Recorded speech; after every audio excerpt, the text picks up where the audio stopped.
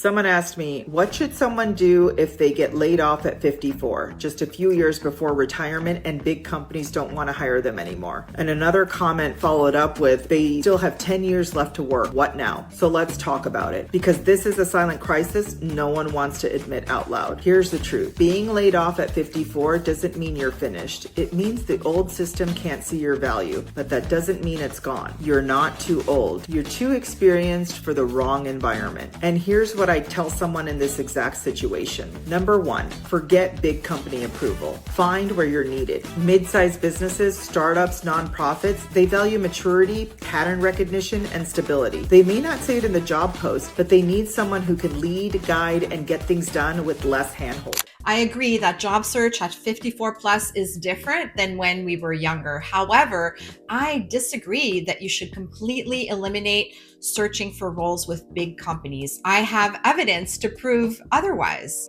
Big companies won't necessarily not hire you because you're in your 50s or your 60s.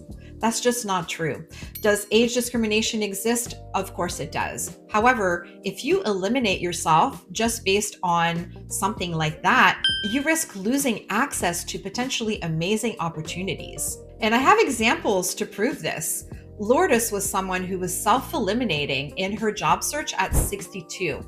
When she stopped doing that, however, she learned how to market her experience through her resume, her LinkedIn profile, and her interview stories in a really competitive way, one that made her age irrelevant. And she was able to land her dream role with Nestlé, a huge company. Could you imagine if she had not considered even applying for that job?